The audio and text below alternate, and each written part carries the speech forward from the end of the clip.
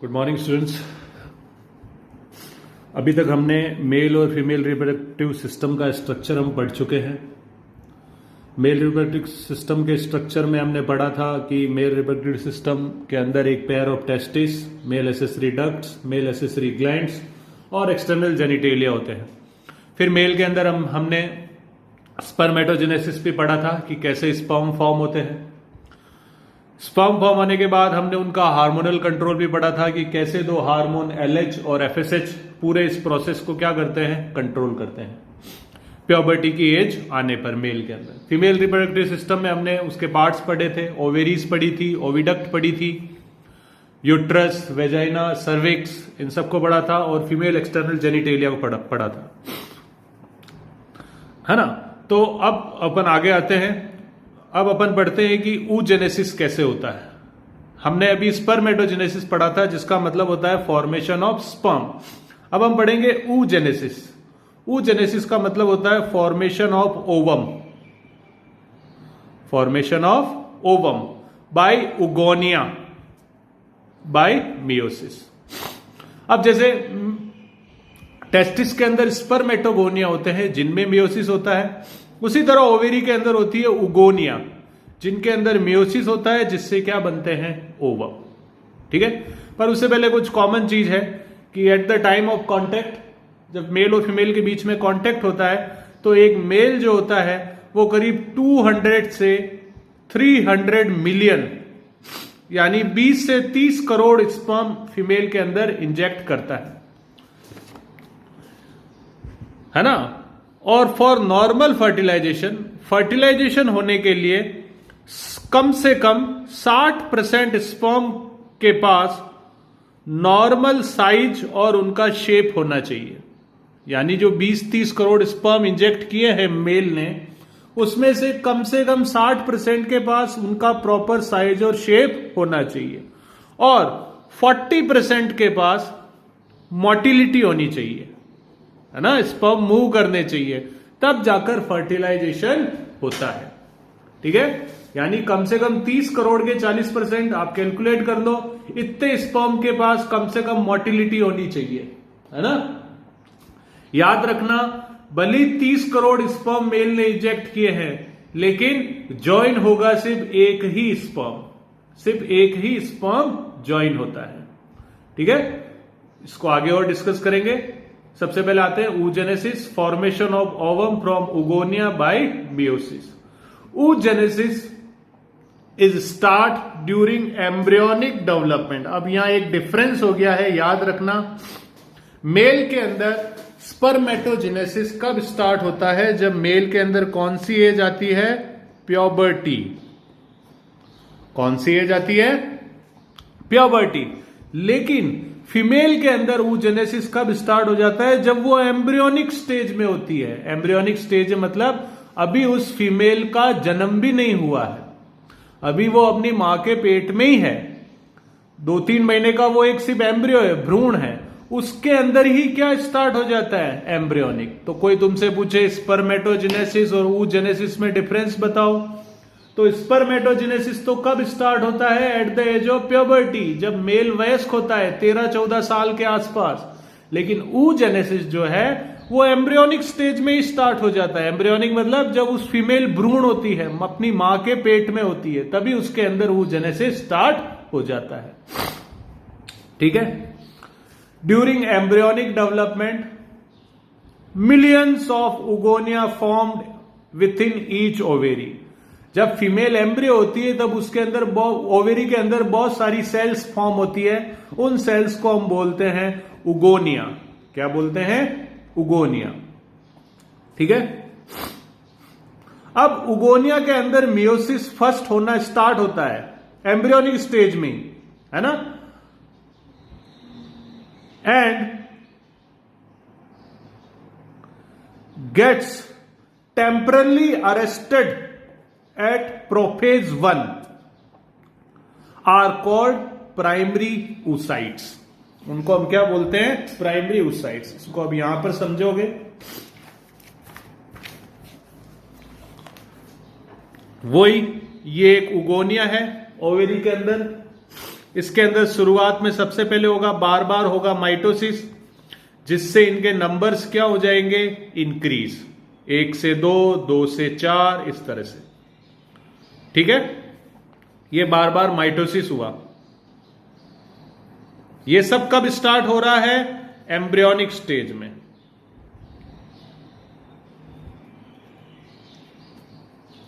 ठीक है, अब मान लो इस उगोनिया के अंदर मियोसिस स्टार्ट हुआ। हमें पता है मियोसिस 2 चरणों में होता है, मियोसिस फर्स्ट और मियोसिस सेकंड। अब इसके अंदर मियोसिस स्टार्ट हुआ तो इसको हम क्या बोलेंगे, प्राइमरी oocyte, प्राइमरी oocyte। ठीक है, जैसे उधर प्राइमरी स्पर्मेटोसाइट बोलते थे, इधर क्या बोलेंगे, प्राइमरी oocyte। अब मियोसिस स्टार्ट तो हुआ, लेकिन स्टार्ट होते ही क्या हो गया, रुक गया टेम्पररी, यानी कुछ समय के लिए ये मियोसिस क्या हो गया, अभी रुक चुका है। टेम्पररी का मतलब टेम्पररी अरेस्टेड, यानी स्टॉप। अभी ये डिवीजन अब हो नहीं रहा है, मतलब जैसे काम चालू हुआ पर बीच में ही क्या हो गया, रुक गया। उसी तरह मियोसिस स्टार्ट तो हुआ पर वो बीच में ही क्या हो गया, रुक गया। ठीक है, कब रुका, प्रोफेज 1 में। हमने पढ़ा था माइटोसिस की 4 स्टेज होती है, प्रोफेज 1, मेटाफेज 1, एनाफेज 1, टीलोफेज 1। तो प्रोफेज 1 में वो डिवीजन क्या हो गया, रुक गया। अभी डिवीजन हुआ नहीं है, बस रुक गया है अभी। ठीक है, आगे बढ़ते हैं। उस समय उसको क्या बोलते हैं, प्राइमरी oocytes। ठीक है, each primary oocytes get surrounded by layer of granulosa cells. अब उस प्राइमरी oocyte के चारों ओर ग्रेन्युलोसा सेल्स की एक लेयर बन जाती है। अब उसको अपन क्या बोलेंगे, प्राइमरी फॉलिकल। जैसे you can see in this diagram, ये उगोनिया है ना, इसके अंदर मियोसिस स्टार्ट हुआ तो इसको हम क्या बोलेंगे, प्राइमरी oocyte। ठीक है, अब डिवीजन स्टार्ट हुआ, लेकिन क्या हो गया, रुक गया, बीच में ही रुक गया। अब इस प्राइमरी oocyte के चारों ओर ये देखो बाहर एक लेयर बना दी मैंने, ये अंदर प्राइमरी oocyte है और इसके बाहर चारों ओर एक लेयर बना दी। इस लेयर को हम क्या बोलेंगे, ग्रेन्युलोसा सेल्स। क्या बोलेंगे, ग्रेन्युलोसा सेल्स। अब इस पूरे स्ट्रक्चर को हम बोलेंगे प्राइमरी फॉलिकल। क्या बोलेंगे, प्राइमरी फॉलिकल। क्लियर है भाई। ओवेरी में अंदर बहुत सारे उगोनिया बने, फिर जिन उगोनिया के अंदर मियोसिस स्टार्ट हुआ लेकिन रुक गया, उनको क्या बोलेंगे, प्राइमरी oocyte। और फिर प्राइमरी oocyte के चारों ओर ग्रेन्युलोसा सेल की एक लेयर बन गई, इसको हम क्या बोलेंगे, प्राइमरी फॉलिकल। ठीक है, आगे बढ़ते हैं। अभी प्राइमरी फॉलिकल पर अपन आ चुके हैं ना भाई।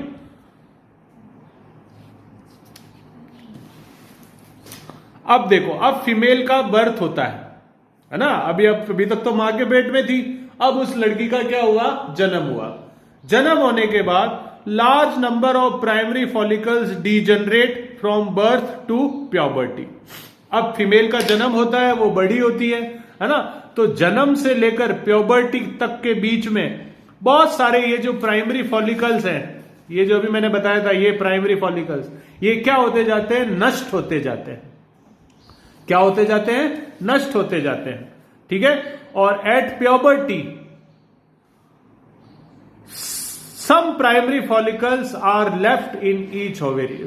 60,000 to 80,000, 60,000 से 80,000, पहले तो लाखों प्राइमरी फॉलिकल्स थे, लेकिन वो जन्म से प्यूबर्टी तक के बीच में नष्ट होते जाते हैं, और प्यूबर्टी तक सिर्फ 60,000 से लेके 80,000 तक ही प्राइमरी फॉलिकल हर ओवेरी के अंदर बचे रहते हैं।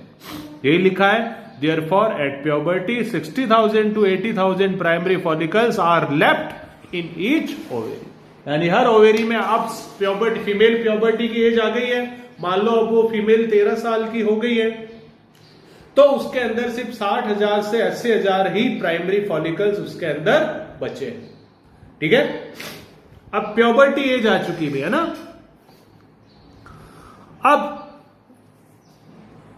अब ये जो बचे हुए प्राइमरी फॉलिकल्स हैं, इनके ऊपर एक नई लेयर और बनती है जिसको हम बोलते हैं थीका।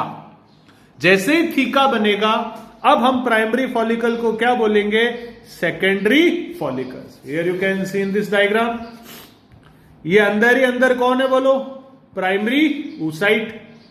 उसके बाहर जो ये लेयर है सेल्स की, उसको क्या बोलेंगे? ग्रेन्युलोसा सेल्स की एक लेयर है। अब बाहर देखो एक और लेयर बन गई, तीसरी लेयर दिख रही है डायग्राम में, इसको हम क्या बोलते हैं? थीका। क्या बोलते हैं? Theca.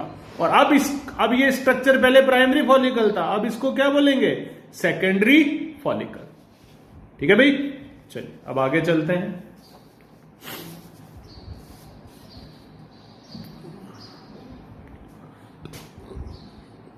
Secondary follicles is transformed into tertiary follicle which has a fluid filled cavity called antrum. यहां लिखा हुआ नहीं है, मैं लिख रहा हूं, fluid cavity antrum, ANTRUM। अब इन सेकेंडरी फॉलिकल्स के अंदर देखो एक नई कैविटी फॉर्म हो गई। ये दिख रहा है कैविटी जिसको मैं पेन से ड्रॉ कर रहा हूं, इसका क्या नाम है? एंट्रम। और जो बाहर जो थीका थी वो भी दो भागों में बट गई, आउटर और इनर थीका। तो अब देखो वापस शुरू से स्ट्रक्चर देखेंगे। पहले यहां थीका था, सबसे बाहर थीका था, अब ये थीका दो भागों में टूट गया, आउटर थीका, इनर थीका। ठीक है, अब बताओ इसके नीचे कौन सी लेयर होगी? Granulosa cell. ग्रेन्युलोसा के अंदर क्या होगा? Primary oocyte। और इस प्राइमरी oocyte के अंदर एक fluid filled cavity, fluid filled cavity मतलब एक खाली स्थान बन गया जिसके अंदर कोई द्रव भरा हुआ है ना? उस फ्लूइड फिल्ड कैविटी को हम क्या बोलेंगे? एंट्रम। और अब इस पूरे स्ट्रक्चर को हम क्या बोलेंगे? Tertiary follicle. क्या बोलेंगे? Tertiary follicle. ठीक है भाई? हाँ भाई, टर्शरी फॉलिकल अब समझ गए हो आप? देखो, जब प्राइमरी oocyte था तो जैसे ही बाहर ग्रेन्युलोसा सेल की लेयर बनी, इसको हम क्या बोलेंगे? Primary follicle. फिर थीका बना ग्रेन्युलोसा सेल के ऊपर, तो इसको क्या बोलेंगे? Secondary follicle. फिर अंदर एक कैविटी बनी एंट्रम, तो इसको क्या बोलेंगे? Tertiary follicle. और टर्शरी फॉलिकल में थीका फिर दो भागों में टूट गया, आउटर और इनर। ठीक है, प्राइमरी, सेकेंडरी, टर्शरी, तीनों में अंतर बता सकते हो। प्राइमरी फॉलिकल के चारों ओर होगी सिर्फ ग्रेन्युलोसा सेल, सेकेंडरी फॉलिकल के चारों ओर होगी थीका, ग्रेन्युलोसा सेल और प्राइमरी oocyte, और टर्शरी फॉलिकल में होगा outer theca, inner theca, granulosa और फिर प्राइमरी oocyte, और अंदर एक कैविटी बनी है जिसका नाम है एंट्रम। अब याद रहने की बात है, at tertiary follicle stage primary oocyte complete meiosis first. हमने देखा था जन्म होने से पहले मियोसिस स्टार्ट होता है लेकिन रुक जाता है। अब याद रखना, जब अब प्यूबर्टी एज आ चुकी है फीमेल के अंदर, अब प्यूबर्टी की एज आने पर इस टर्शरी फॉलिकल के अंदर मियोसिस फर्स्ट कंप्लीट होता है। और मियोसिस फर्स्ट होने के बाद दो सेल बनेगी, एक सेल को तो हम बोलते हैं सेकेंडरी oocyte और एक को बोलते हैं फर्स्ट पोलर बॉडी। वापिस समझोगे? ये डिवीजन जो अभी एम्ब्रियोनिक स्टेज में था, ठीक है, अब कौन सी एज आई है? प्यूबर्टी। प्यूबर्टी आने पर यह टर्शरी फॉलिकल के अंदर मियोसिस फर्स्ट कंप्लीट होता है। यहां तो रुका हुआ था, अब ये मियोसिस फर्स्ट कंप्लीट होता है और दो सेल बनती है, एक तो बड़ी जिसको हम बोलते हैं सेकेंडरी oocyte और एक बनती है फर्स्ट पोलर बॉडी। इसका क्या काम होता है अभी तक साइंटिस्टों को अभी तक पूरा पता नहीं है ना? पर ये एक वेस्टिजियल स्ट्रक्चर है। वेस्टिजियल मतलब किसी काम का नहीं है। ठीक है, ये दो सेल बनी, पूरी बड़ी सेल तो ये की यही है, बस एक फर्स्ट पोलर बॉडी अलग से हटके अलग हो गई, है ना? इसका क्या फंक्शन है ये अभी तक हमको पता नहीं। ठीक है भाई, चलिए, ठीक है। अब अंदर जो स्ट्रक्चर है उसको हम क्या बोलेंगे? Secondary oocyte। ठीक है, अंदर जो स्ट्रक्चर है उसको हम क्या बोलेंगे? सेकेंडरी oocyte, क्योंकि मियोसिस फर्स्ट कंप्लीट हो चुका है भाई, है ना? अब secondary oocytes form a new membrane called zona pellucida. और अब जैसे ही सेकेंडरी oocyte के चारों ओर जोना पेलुसिडा बनेगा, उसको हम क्या बोलेंगे? Graafian follicle. आप डायग्राम में देख सकते हो, जैसे अब मैं बना रहा हूं, देखो भाई। सबसे पहले तो क्या बन गया, प्राइमरी oocyte में मियोसिस फर्स्ट हुआ तो क्या बन गया, सेकेंडरी oocyte, है ना। और अंदर एक कैविटी है जिसको हम क्या बोलते हैं, एंट्रम। क्या बोलते हैं, एंट्रम। ठीक है। अब पहली लेयर कौन सी होगी, ग्रेन्युलोसा सेल्स, उसके बाद इनर थीका, आउटर थीका, ये टर्शरी फॉलिकल है। अब इस सेकेंडरी oocyte के चारों ओर एक और लेयर बन गई। अब मैं वापस को यहां ड्रॉ कर रहा हूं, देखना। सबसे पहले ये सेकेंडरी oocyte, अब सेकेंडरी oocyte के चारों ओर एक और लेयर बन गई जिसको हम बोलते हैं जोना पेल्यूसिडा। क्या बोलेंगे, जोना पेल्यूसिडा। अब वापस वही स्ट्रक्चर, बाहर कौन सी है बोलो, ग्रेन्युलोसा, फिर इनर थीका और फिर आउटर थीका। ठीक है। इस स्ट्रक्चर को हम बोलेंगे ग्राफियन फॉलिकल। आप डायग्राम में देख सकते हो बेटा, ये टर्शरी फॉलिकल था और अब ये क्या बन गया है, ग्राफियन फॉलिकल। ठीक है। ये अंदर सेकेंडरी oocyte है और ये देखो अंदर एक लेयर मैंने इस तरह से ड्रॉ कर रखी। इस लेयर का क्या नाम है, जोना पेल्यूसिडा।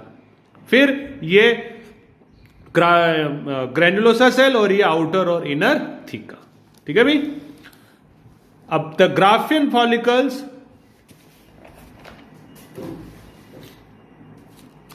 Release secondary oocyte। अब ये ग्राफियन फॉलिकल क्या हो जाता है, फट जाता है। ग्राफियन फॉलिकल फट जाता है और किसको बाहर निकाल देता है, सेकेंडरी oocyte को। ये देखो ये स्ट्रक्चर फट चुका है ना। ये स्ट्रक्चर अब टूटा और इसने इस चीज को क्या निकाल दिया, बाहर निकाल दिया। ठीक है। इसको हम क्या बोलते हैं, ओवम। क्या बोलते हैं, ओवम। और इस प्रोसेस को हम बोलते हैं ओव्यूलेशन। इस प्रोसेस को हम क्या बोलेंगे, ओव्यूलेशन। ठीक है। और जैसे ही ओव्यूलेशन होता है ग्राफियन फॉलिकल फट के किस में बदल जाता है, कॉर्पस ल्यूटियम में। देखोगे इस डायग्राम में वापस, ये ग्राफियन फॉलिकल था, इसने बाहर क्या निकाला, ओवम, जिसको हम क्या बोलते हैं, सेकेंडरी oocyte। ठीक है।